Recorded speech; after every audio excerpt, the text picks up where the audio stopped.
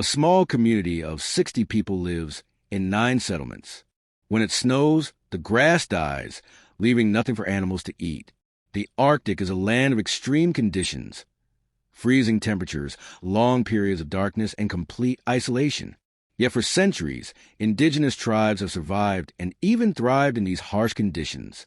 Scattered across Alaska, Canada, Greenland, Scandinavia, and Russia, these groups have developed incredible traditions, from hunting in darkness to building homes from ice.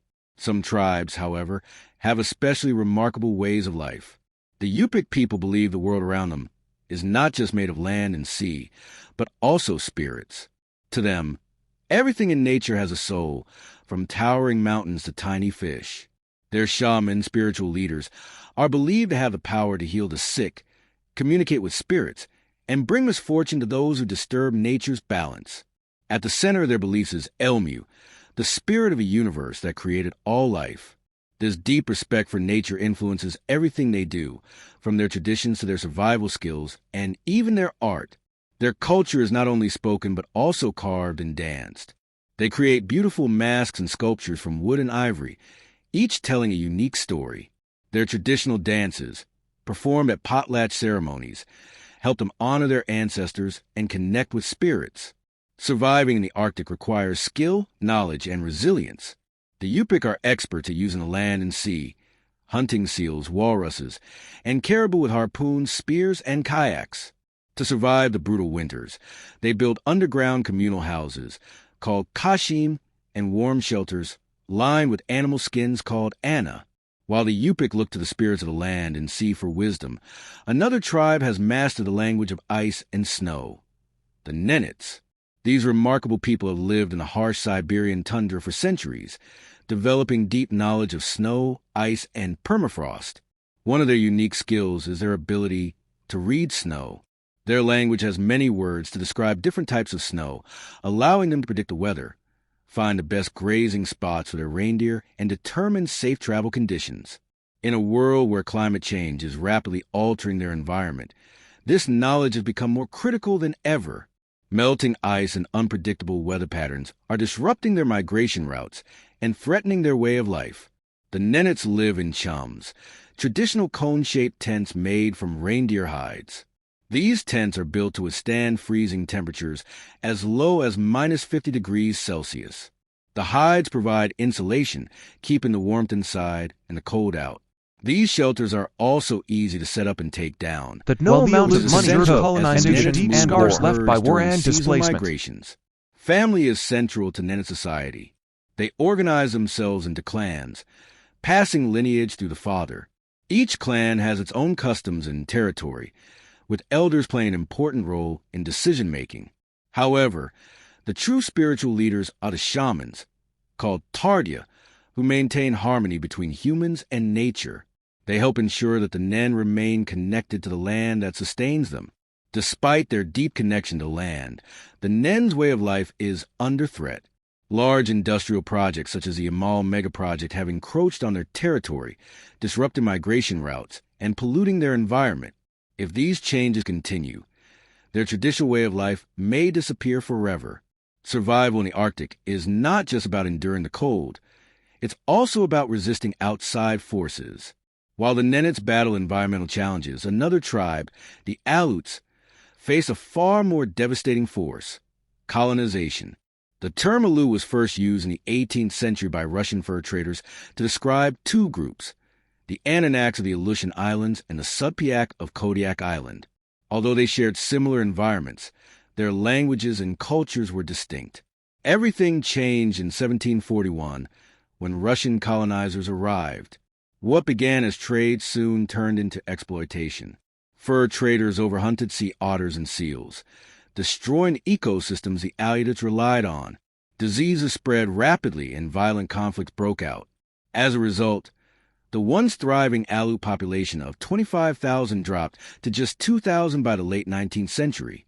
With their people nearly wiped out, the Aleuts struggled to keep their culture alive. Their language, Anangam Tunu, once spoken by thousands, now has only about 109 fluent speakers. Losing their language has deeply affected their identity. However, they are fighting to revive their traditions, passing them down to future generations. The Aleu people have always had a strong connection to nature. They practiced animism and shamanism, believing that spirits existed in the sea, wind, and land. When Russian Orthodox missionaries arrived, Christianity spread among them. But instead of abandoning their old beliefs, they blended them with the new religion. For generations, Aleu men were expert hunters, navigating the dangerous seas in skin-covered kayaks, called barkcasts to hunt marine animals like seals, sea otters, whales, and walruses. Meanwhile, women gathered fish, birds, shellfish, and wild plants. Their survival depended on working together and maintaining a strong relationship with the land and sea. Then came World War II. In an unexpected turn, the U.S. government forcibly relocated the Aleuts to internment camps with terrible living conditions. Families were separated, and their way of life was shattered. Their suffering went unrecognized for decades, until 1988, when the Aleu Restitution Act was passed, offering compensation. But no amount of money could undo the deep scars left by war and displacement. While the Aleuts endured colonization and war, another Arctic tribe, the Korak, faced a quieter struggle.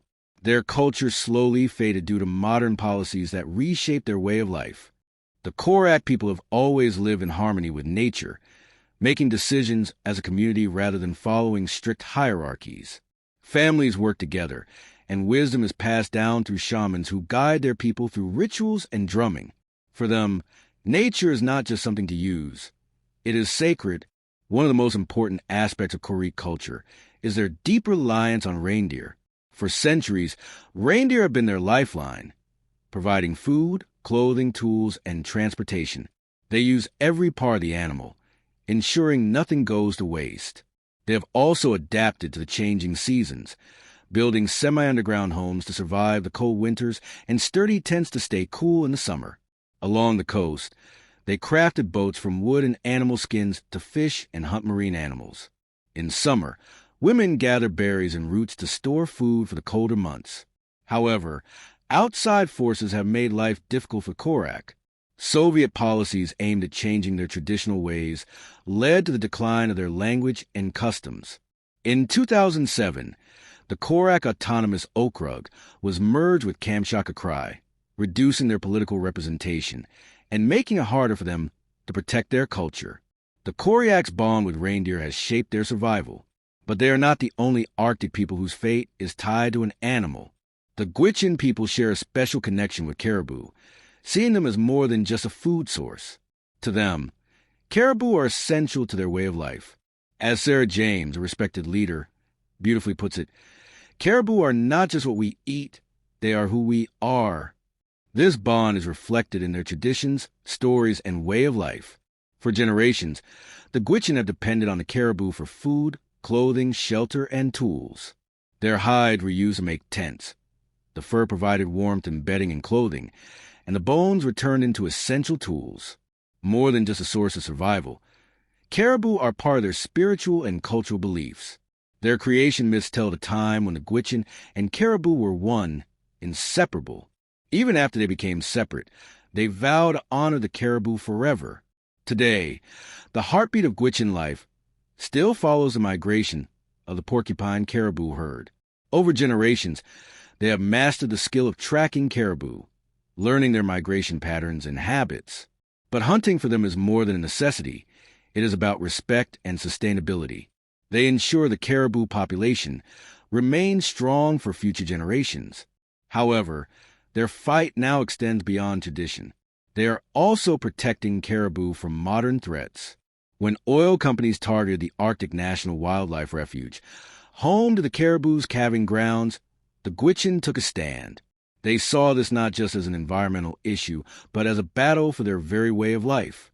With climate change and external pressures affecting caribou populations, the Gwich'in have become fierce advocates, protecting the herd and their sacred bond.